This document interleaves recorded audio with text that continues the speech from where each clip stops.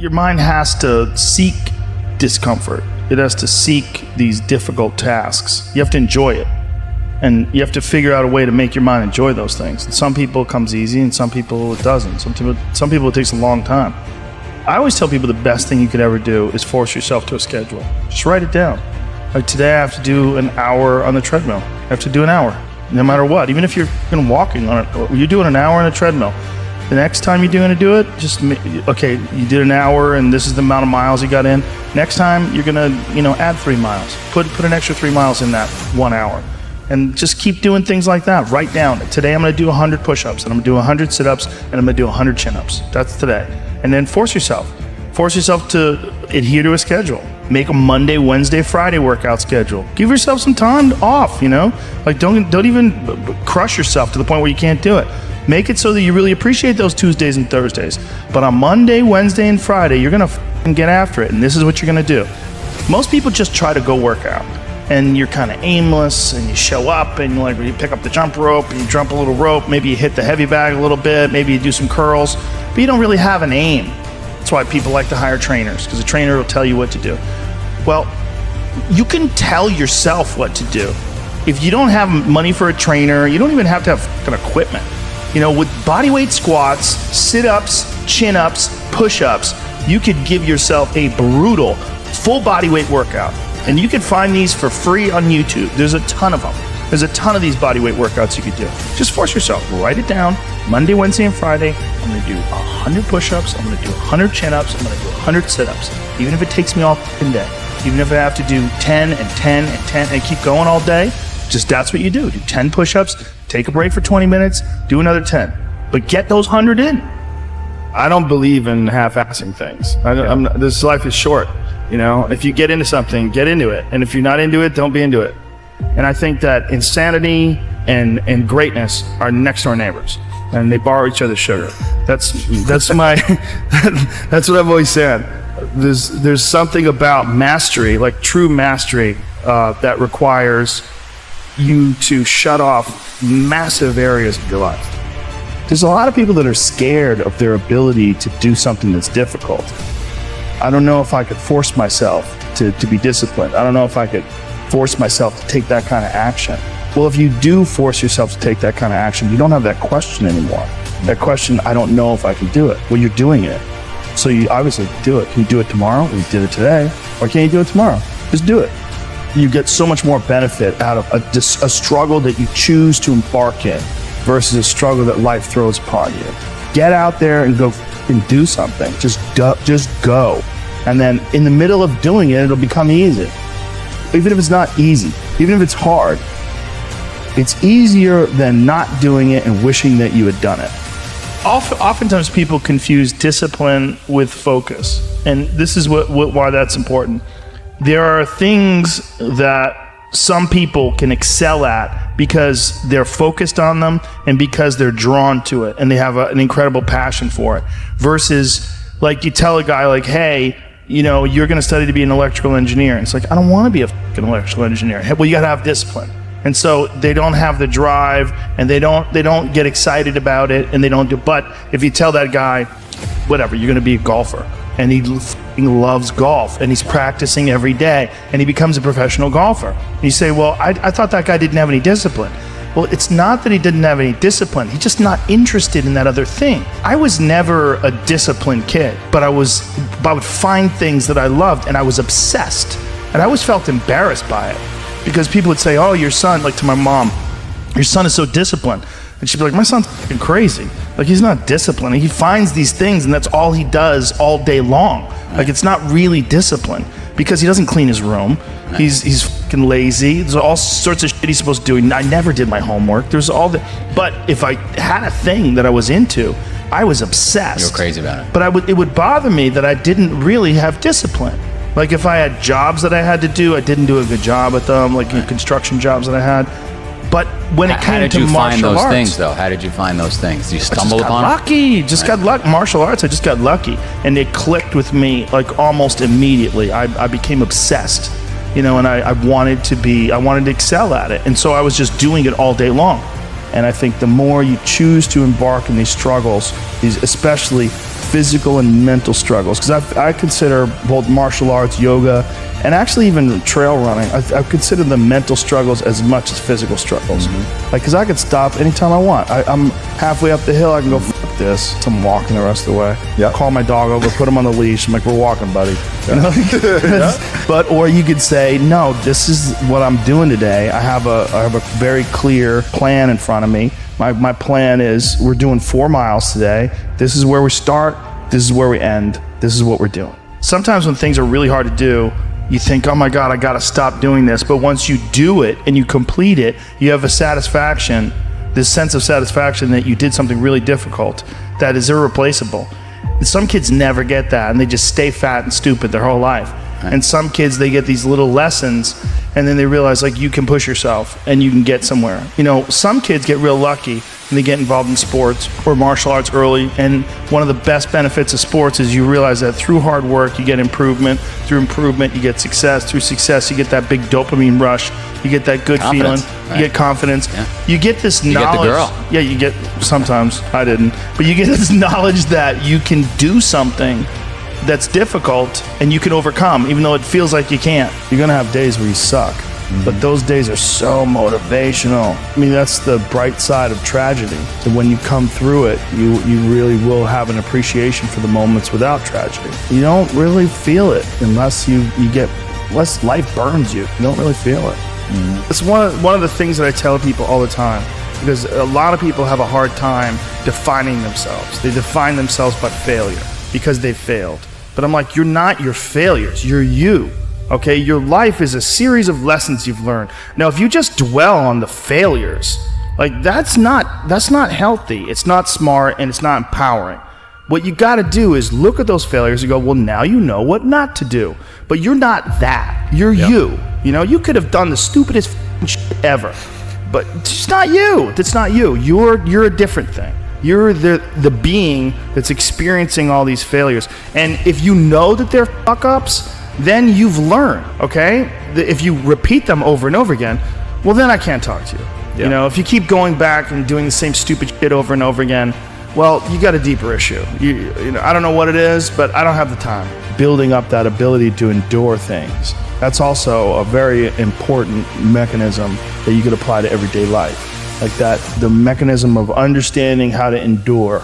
Like Jocko Willink's perfect example. You know, he has that thing on his, if you go to his Instagram page, almost every other photo is a watch. And it's a watch that says 4:30 in the morning, because that's when he gets up and he works out. And he earns the sunset. And he does that, he's so disciplined, and he's got this saying that's a great saying, discipline equals freedom. And it's true, because he's able to force himself to do that every single time. There's no excuses, there's no breaks, there's no days off. It doesn't happen. So because of that, you're not scared. You know that you can keep doing it. You know that you can continue to perform. Because a lot of people are just running from discomfort. They're running from it. They're just avoiding it. So easy to. And like, if you get distracted for a second, you're like, let me check my phone. You just start going through your phone and looking at bullshit, and you're just distracting yourself from the tiniest frustration of boredom. Just the little, we don't get bored anymore. Or if we get bored for these tiny amounts of time, then you get distracted. So your distraction is eliminating your boredom. But the problem with that is, like, there's certain thoughts that only come to you when you're thinking. When you don't have any input coming in. When we're constantly looking at our phones, the only input you're getting is input from other people. And sometimes that's good. Sometimes you get good stuff out of that. But it's like a diet of only fruit. Don't think that you're that person that made those mistakes. You're the person who's learned, you know? And to have that attitude is a really important thing. And to not say, why am I doing this now? I could have been doing this my whole life. Well, you weren't, so the fuck is that gonna help? Yeah. You know, you gotta not think like that. You just gotta be happy you're doing it now. There's another kind of instinct that you need to be on the lookout for, and this one is a liar. This one is a saboteur. This one is a backbiter. This is the instinct that says, you've had enough. You've given it your best shot. You can stand down. You can back off. You can rest now. Which sets up this problem for all of us. You're never going to feel like it. It's your job to make yourself do the crap you don't want to do so you can be everything that you're supposed to be. And you're so damn busy waiting to feel like it. And you're never going to. And that's the problem. There are those of you, you're still immature. When your excitement is up, your effort is up. But when your excitement goes down, your effort goes down. For some of you, you're too seasonal.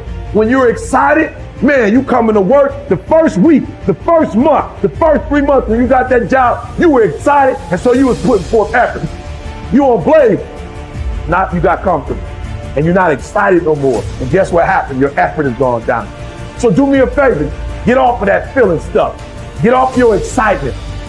We're not dealing with feelings because feelings go up and down. You don't have to be excited. You made a commitment to that job. Did nobody force you to take that job? You signed your name on the dotted line. And commitment said, I don't care how I feel. I don't care if I'm excited. I don't care if I'm pumped up. I don't care if I'm fired up. You made a commitment. Now it's time to put up. Lazy people do a little work and think they should be winning, but winners work as hard as possible and still worry if they're being lazy. So if you're a winner, you ain't comfortable.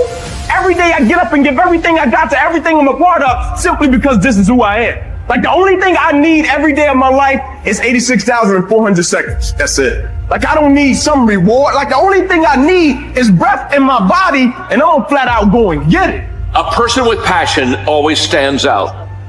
The world is so full of average that once you have passion and a sense of energy in your life, it distinguishes you. When you're passionate about something, it isn't reasonable, but you do it anyway.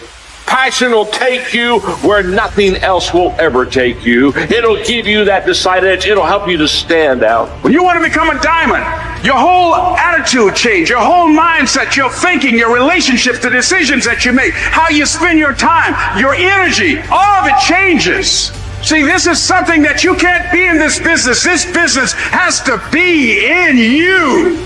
You take advantage of this opportunity. You let everything else go. You eat different. You study different. You practice different.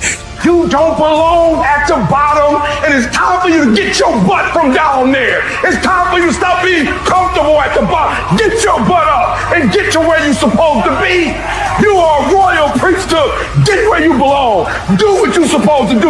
Live like you're supposed to live. Get better every day. Socrates didn't know much. There wasn't much he held for certain. But he was sure, he said, that we cannot remain as we are. It doesn't matter who you are. It doesn't matter what you've done. Nobody is as good as they could be. Nobody is perfect. Everybody can improve. There are few self-fulfilling prophecies more important or more dangerous than this. If you think you have room to grow, you do, and you will. If you think you're as good as you can be, you're right. You won't get any better. It has been said that Tom Brady, the greatest quarterback in history, the youngest and the oldest to win a Super Bowl, isn't obsessed with winning. That's not what he focuses on. He's obsessed with improving the accuracy of his touchdown passes in the fourth quarter. He's obsessed with getting a little bit faster at releasing the football. He's not willing to stay the same, even though that same is very consistently the best in the league. The process of getting better, that's his drug. That's the dragon he chases. That's how he is able to defy aging and all expectations. The Japanese word for this is kaizen. Continual improvement. Always finding something to work on, to make a little progress on. Never being satisfied, always looking to grow. Revolution, transformation, that's what amateurs chase. The pros are after evolution. If the first step is just showing up, committing to doing something each day, then the next step is finding something to focus on getting better at each day. And in this, where cumulative improvement meets compounding returns, we can harness one of the most powerful forces on earth. Think about it. Most people don't even show up. Of the people who do, most don't really push themselves. So to show up and be disciplined about daily improvement. You are the rarest of the rare, and if improvement sounds difficult, how about just making fewer mistakes? This is what Gehrig's manager said about him. The secret to Gehrig's incredible trajectory as an athlete wasn't just his commitment. It was that he never made the same mistake twice. The guy who began his career blowing at least one play per inning improved to one mistake per game, to one per week, to one per month. To err is human. But to err is each day is to become closer to the divine. We not only hold ourselves to a standard, but we ratchet the standard up as we go. Just as with weight training, what we're lifting should be steadily increasing with each subsequent workout. Our unwillingness to be satisfied with our performance, to be done with our progress, is what keeps us from plateauing. It drives us forward. Is it a little discouraging that we never seem to arrive? That our standards rise just out of reach of our abilities? Absolutely not. We move the goalpost so the game doesn't get boring, and more important, so it never ends. Ultimately, this brings us more pleasure and more satisfaction. We reach heights we'd never have been able to see otherwise. Do you want to be rotting or ripening? Are you getting better? Because if you're not, then you're probably getting worse. Anyone, whether they're a professional athlete or a house cleaner, can get better at their job. You can get better at being a person, a citizen, a son or a daughter. You can get better at how you think, how you focus, what you think about. Just as one person delights in improving his farm and another his horse, Epictetus would say, riffing as it happens on Socrates, so I delight in attending to my improvement day by day. He said this as a man who clawed his way out of slavery. He said this from exile. He said this as one of the wisest men in the ancient world. And still, he was focused on how he could get better every day.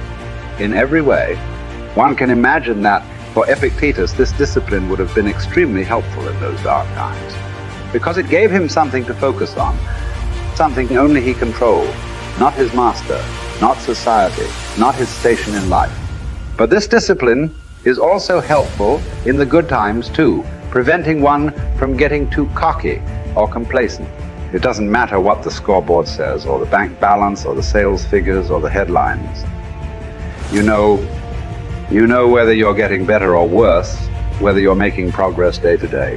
And if you are, wonderful. If you know there is room for improvement, also wonderful. Either way, your marching orders are the same. Come what may, success or failure, fame or misfortune.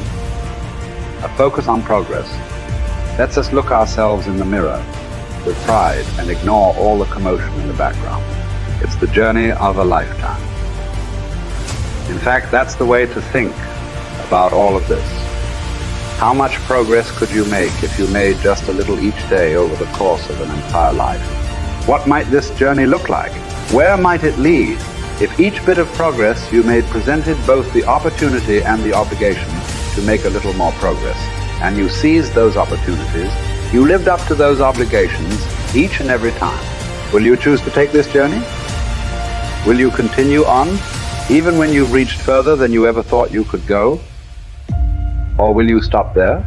Are you going to keep practicing? Or have you decided that this is good enough? That you're good enough? Will you remain as you are? Or become what you're capable of? Because once you stop getting better, there's only one direction to go. Do the best you can. The Emperor says in Marguerite Yourcenar's beautiful novel Memoirs of Hadrian, do it over again. Then still improve, even if ever so slightly, those retouches. It's a beautiful irony. You're never content with your progress, and yet you're always content. Because you're making progress. What does it mean to live an infinite life? Clearly, our lives are finite. We're born, we die, we come, we go. But life is infinite. The game of life will continue with us or without us. Which means every single one of us has a choice. We don't get to choose the nature of the game. Life is infinite. We don't even get to choose if we want to play in the game or not. Once you're born, you're in it. We get one choice. Do you want to play with a finite mindset, or do you want to play with an infinite mindset?